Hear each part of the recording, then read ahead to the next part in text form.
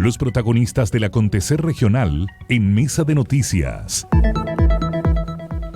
Y bien, tenemos bastantes temas siempre que lo invitamos a nuestro programa, sobre todo cuando viene al estudio. No nos quedamos solo en un tema. Hay varias cosas que queremos conversar con él, sobre todo porque están pasando, no han dejado de pasar cosas en nuestra región, y por eso es que ya está con nosotros el diputado Eric Aedo, diputado por nuestra zona, también ahí presente en la mesa directiva de la Cámara. ¿Cómo está, diputado? Me imagino que usted también con harta cosa. Hola, diputado. Hola, ¿cómo estás, Ángela? Leslie, sí, muy lleno de pega, pero muy entretenido, la verdad que es una experiencia bien interesante estar ahí en la presidencia de la Cámara de Diputados junto, a Carol y a Gaspar Rivas, así que es bien intenso. Vamos a abordar justamente también eso, pero partamos por usted siempre está muy conectado, de hecho, dentro de esta mañana tiene una pauta importante, sobre todo con este accidente grave donde murió un chico de 17 años, pero partamos por la contingencia, lo que hoy día está mandando. Llega el ministro de Transporte, quien va a ser el enlace del gobierno para este conflicto ahí en el Puerto Coronel, conflicto que como que ahora estamos escuchando más, pero durante 50 días hemos estado recibiendo informaciones. ¿Qué pasa que no se ha podido resolver, diputado? Yo sé que a lo mejor no tiene la respuesta, pero me imagino que usted tiene su diagnóstico propio. Sí, Ángel y Leslie, la verdad es que yo creo que en las últimas horas se está conversando el núcleo del conflicto. Ese núcleo no había salido a la luz pública, pero ya comenzó el día de ayer en varios medios de comunicación a hacerse mucho más visible. Esto partió, ¿no es cierto?, con el tema de los exámenes de drogas, después siguió con todos los temas de corrupción al interior del Puerto Coronel, lo llamo de esa forma, porque de hecho hay una investigación que está llevando adelante la Fiscalía que involucra a varias personas, a gente que tenía contratos al interior del Puerto Coronel, incluso se vincula a autoridades municipales de la propia comuna, pero el núcleo del conflicto es el afán que tiene hoy día la empresa que controla Puerto Coronel de estar ellos a cargo de los llamados de trabajadores, trabajadores eventuales, ¿no es cierto?, que cuando hay que descargar un barco, ¿quién los llama, quién los contrata, quién les paga el día a día? Hasta acá, en ese puerto, lo general era que los sindicatos hacían ese llamado, ¿ok? Es decir, pasaban por los sindicatos, quienes trabajaban, cuántos turnos, etcétera. Y lo que la empresa hoy día quiere es ella tener el control sobre aquello. Entonces el conflicto está muy desatado porque los sindicatos quieren seguir teniendo un control y la empresa lo que quiere es pasar de tener cero control al total control. Yo esto que te estoy comentando lo he hablado con personas ligadas a la empresa y eso no se ha resuelto. Están ambos en posiciones muy, muy, muy distantes. Yo quiero mantener el control sindicato y la empresa dice, no, yo quiero tener el control de a quienes voy a llamar para descargar los barcos. No sé si lo estoy explicando con claridad. Sí, no, muy claro. Sí.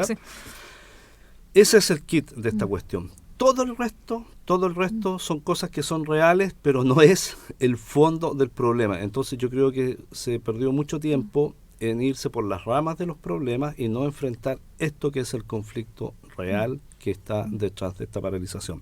Ahora, paralización que ya lleva más de 50 días, que ha generado muchas pérdidas, el reclamo de países también como la propia Argentina, efectos colaterales como el cierre, por ejemplo, del aserradero en Curanilahue, porque por el puerto de Coronel sale mucha de la exportación de madera que va a puertos determinados. También quiero explicar esto porque también me dieron esta explicación ayer.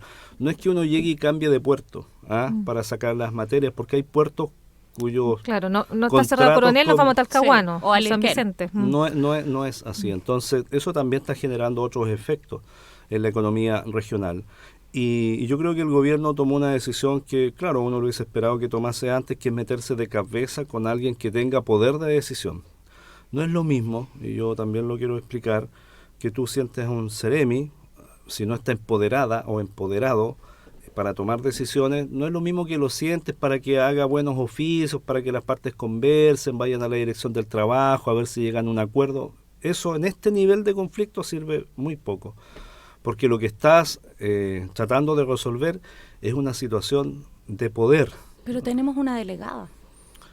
Bueno, hoy día tenemos un ministro que viene a resolver el problema. Pues si usted me pregunta directamente, yo le contesto directamente que trajeron al ministro de Transportes para resolver el problema y espero que lo pueda resolver, francamente. Sí. Ahí, diputada, bueno, uno de los conflictos las dudas en realidad sobre este tema era el rol del gobierno, porque en una primera instancia se hablaba, o la declaración de la delegada era, esto es un problema entre privados, pero también después salía, bueno, tenemos este impacto que es básicamente en la economía regional, en cómo nos ven también hacia el extranjero. Entonces, cuando se habla, claro, según lo que usted está comentando, evidentemente es un problema interno, un conflicto interno, pero que tiene un impacto básicamente en la economía regional y nacional. ¿Cuál es el rol cuál debería ser el rol del gobierno en una instancia como esta? Entonces, en concreto, ¿cuál debería haber sido? Ya llevamos 50 días, evidentemente ya esto escaló a otro punto, pero si viene un conflicto interno entre privados, sí está bien, pero con un impacto que tiene que ver con lo público, con la economía del país, ¿cuál es el rol del gobierno? Leslie, creo que tú lo has dicho con una claridad absoluta, y podría ser una buena Seremi, o buena... ¿Sabes por qué? Ay, porque no estoy buscando trabajo. No. estoy viendo dónde estoy. Es que lo que quiero decir es que tú has dicho algo que es de todo sentido común y que ese es el punto que había que tener claro en este conflicto. O sea, es obvio que es un conflicto entre privados, es obvio. Sí. Es una empresa privada, ¿no es cierto?, que tiene trabajadores eventuales o gente que trabaja en el puerto. Eso es obvio, es evidente, no hay nada nuevo en eso. Pero tú agregaste algo que es tremendamente relevante. Este es un conflicto de una empresa privada, pero que tiene un impacto en la vida cotidiana regional, de orden público, social y económico de magnitudes enormes. Y déjame explicar las tres nomás. Orden público. Se ha bloqueado la línea férrea, por tanto, donde vienen las cargas, por ejemplo, en los temas madereros o todos los insumos para las propias celulosas. Se ha bloqueado el acceso al puerto, es decir, quienes quieren trabajar han estado impedidos de trabajar o de realizar esa actividad económica. Del punto de vista social, esto ha significado por vía lateral el cierre de aserraderos y de empleos en Curanilahue. La gente que no está trabajando, más de 500 trabajadores, ¿no es cierto?, eventuales, y eso tiene un impacto sobre sus economías familiares. La imagen de la región, que tenemos conflicto, no solo tenemos otro, no voy a entrar ahora a detallarlos, pero obviamente que es una imagen que deteriora la propia imagen de la región. Y en tercer lugar, bueno, el impacto económico, o sea, las pérdidas a más de 50 días de que esto no se están generando por ahí exportaciones y nos está produciendo además líos internacionales con países, ¿no es cierto?, vecinos con los que tenemos relaciones no solo comerciales, sino que diplomáticas estratégicas como la propia Argentina.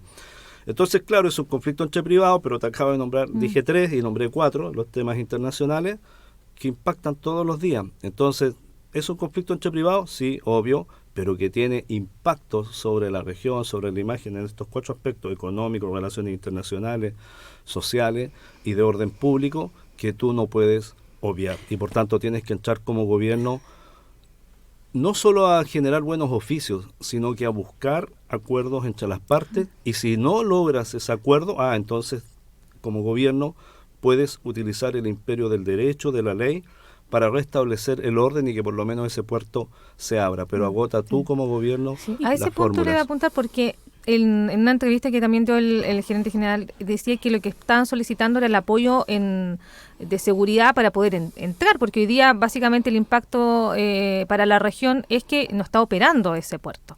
Entonces, ¿y por qué no opera? Porque no pueden entrar, lo que indica el gerente, a los trabajadores, porque están ahí con los accesos bloqueados. Entonces, desde esa parte del apoyo, porque lo que había en específico muy puntual respecto del apoyo en seguridad para poder ingresar, es muy difícil. ¿Por qué no se ha podido hacer ese punto? Más allá del conflicto que quizá implica mesa de trabajo o otro tipo de negociación, pero solamente el tener seguridad para poder ingresar. Porque yo creo que ahí ha faltado decisión del gobierno. Sí. A ver, ¿quién es el que tiene la potestad del uso de la fuerza pública para despejar una situación como esta?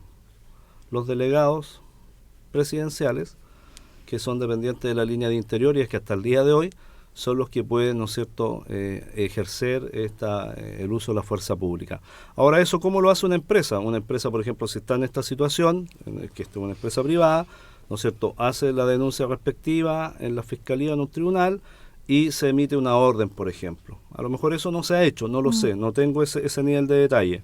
Pero ahí, obviamente, que le toca a la autoridad política, en este caso a la delegada presidencial, tomar la decisión de utilizar o no la fuerza pública, si eso está solicitado.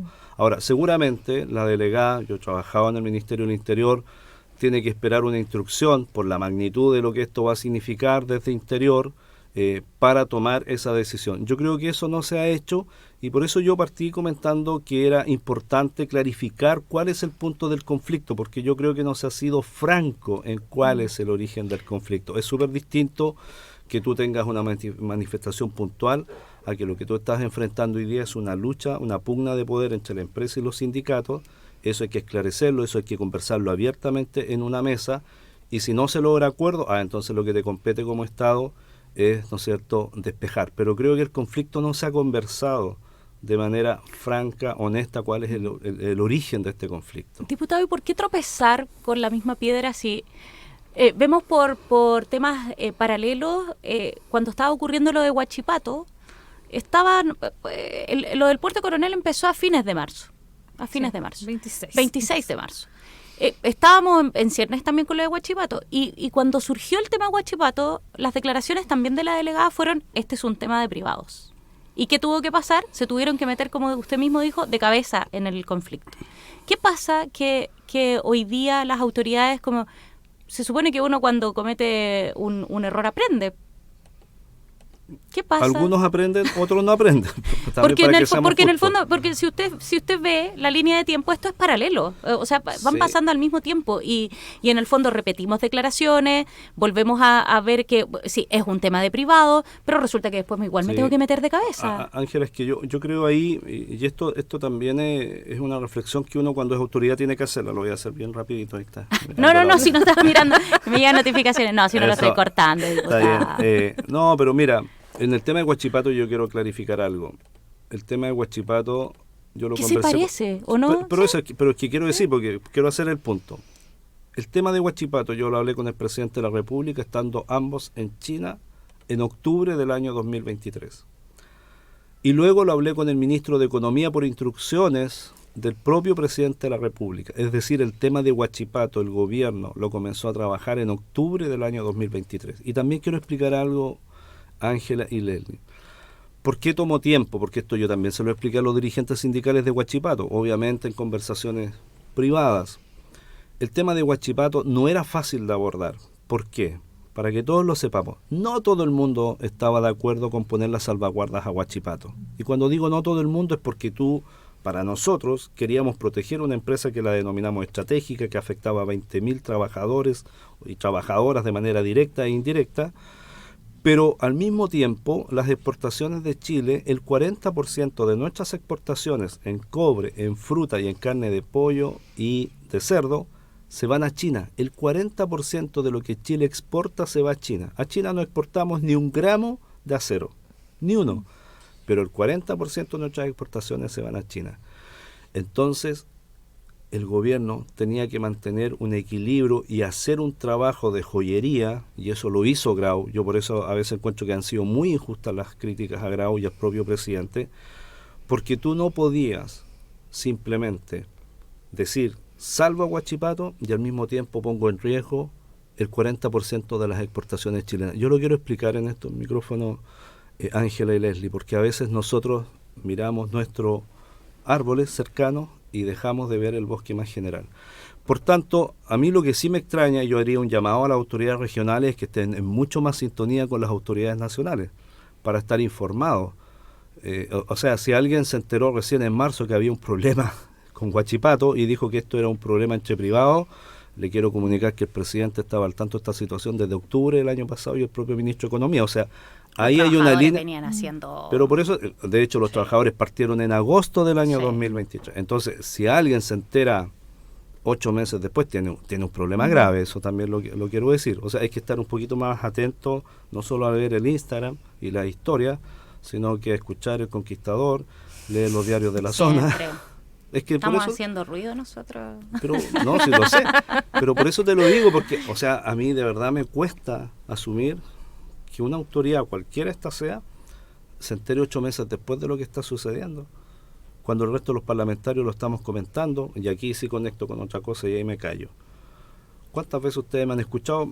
Te estaba escuchando en el resumen de la PDI haciendo. ¿Cuántas veces me has escuchado aquí mismo decir que pongamos ojo con el crimen organizado que está instalado en las barberías, en los casinos de juegos populares, que pagan 10 millones de pesos de arriendo mensual, y si tú vas a esos casinos populares en el centro de Concepción no hay nadie adentro?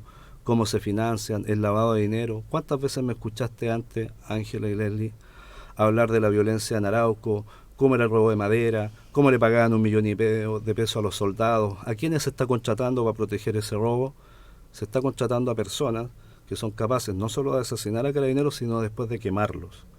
De eso estamos hablando. Y yo siento a veces que las autoridades en la región, y eso compete también a los parlamentarios, yo en esto no saco a los parlamentarios, no queremos ver esa realidad, escondemos la cabeza como avestruz, no lo enfrentamos hasta que las cosas nos comienzan a estallar en la cara. Y eso vale para lo que te comenté en los temas de orden público, seguridad, crimen organizado, pero también para estos conflictos. Es como esconderse, es como, no, es un tema de privado, no que me se meto, solucione no me meto. solo. El viejo barro Lucos con que hay dos tipos de problemas. Los que tienen solución, ¿para qué me preocupo si se soluciona? Y los que no tienen solución, ¿para qué me preocupo si no tienen solución? Diputado, estamos a puertas de la cuenta pública. ¿Hay algún tipo de expectativas que tenga de forma particular sobre lo que se viene? Ya sería la penúltima. La penúltima.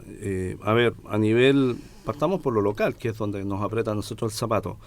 Yo esperaría del presidente un plan mucho más ambicioso en el tema de infraestructura pública. Infraestructura, estoy pensando en las autopistas, un anuncio, por ejemplo, en la ruta de Concepción a Penco, su modernización, una solución definitiva en los temas de la ruta Piedemonte que venimos discutiendo hace 20 años, en la ruta 160. Le diría a la población que más allá de los deseos a veces tremendamente absurdos del Ministerio de Medio Ambiente en esta región, que por ejemplo para instalar un puente Mecano, eso es real, sobre el estero Los Batros, para darle fluidez al tránsito, le pide al propio Ministerio de Obras Públicas estudios de impacto ambiental. O sea, llegamos a unos niveles de absurdo. Yo esperaría cosas de esa línea del presidente de la República, que efectivamente el anuncio no solo sea un anuncio, sino que se concrete el estudio real de ferrocarriles para extender el biotren a lo menos hasta Lirquén en una primera etapa.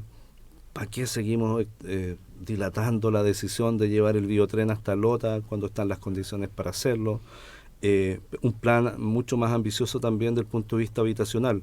Yo tengo la mejor opinión de María Luz Gajardo a cambio del Servio, pero creo que vivienda en conjunto debe acelerar el paso. Ustedes están viendo lo que está pasando en varios lugares del país, la toma constante, masiva y con bastantes grados de violencia, por ejemplo, hoy día de terrenos. De hecho, ayer en la región metropolitana, a punta de molotov y balazos, se están enfrentando a carabineros. Yo creo que ahí hay que ponerle bastante más velocidad. Eso diría a nivel regional. Y a nivel nacional, una política mucho más clara en los temas de inversión. Yo creo que Chile necesita urgentemente recuperar su crecimiento económico. El 2% no sirve, digamos, no es suficiente. Así que lo del CAE me parece una decisión súper absurda. Me suena, para serles bien franco, yo pagué mi crédito universitario, así que lo digo con harta libertad de espíritu esto.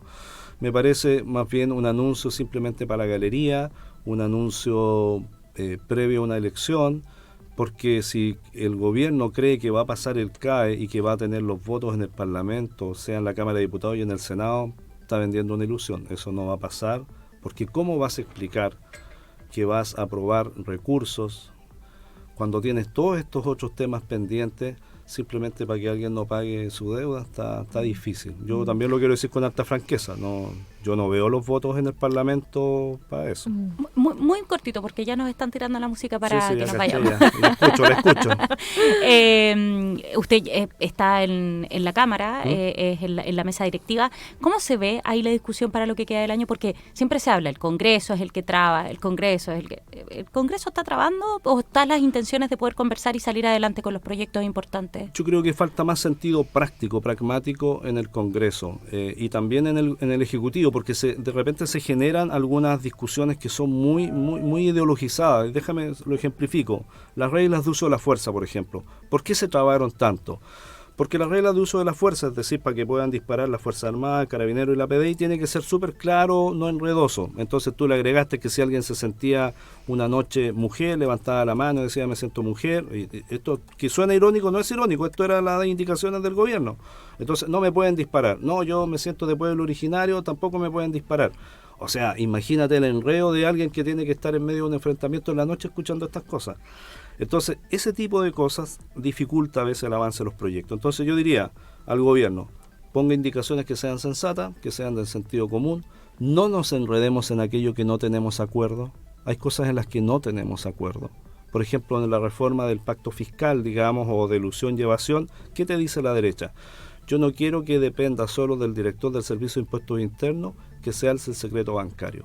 Yo quiero que eso sea por la vía de un tribunal. A mí eso me parece razonable, porque si te tocó un día un director del Servicio de Impuestos Internos, como ya ha pasado en Chile, que recibe órdenes políticas, a uno les va a levantar el secreto bancario y a otros no lo va a hacer. Alguien me puede decir, no, eso no sucede. ¿Qué pasó con el tema Soquimich? ¿Cuál fue la orden que recibió el director del Servicio de Impuestos Internos? El Ministerio del Interior del momento le dijo que no hiciese las querellas correspondientes. Entonces, no puede ese tipo de cosas depender solo de una persona que depende políticamente de otro. Si tenemos acuerdo ahí, las cosas van a avanzar rápido en el Parlamento, pero yo siento que de repente nos quedamos en posiciones de las cuales no salimos, así que yo buscaría un poquito más de sentido común para que esto avance. El diputado Eric Aedo conversando con Mesa de Noticias, por supuesto, de todos los temas y no solamente locales, sino que también nacionales. Vamos a estar atentos ahí a su pauta de este día, sobre todo para ver qué pasa ahí con el tránsito en estas rutas que a veces se provocan estos accidentes tan graves. Sí, ahí la propuesta es que toda ruta, quien la haya construido, el MOP, el Servio, cuando ya está en el radio urbano, en el áreas urbanas, tenga el tratamiento como de una ruta urbana. Creo que eso es lo que hay que avanzar, más que andar después cambiando, que lo dirija el Servio, que lo dirija el MOP. Que tenga una muy buena jornada, mejor fin de semana. ¿Y con qué música nos vamos de fondo? ¿Con Ticket No, to the Moon? no tenemos música. No, ¿No? Usted no tiene cortina. Es que no es columnista, tiene que ser columnista para que tenga Ya, pues, cortina. ¿qué topamos?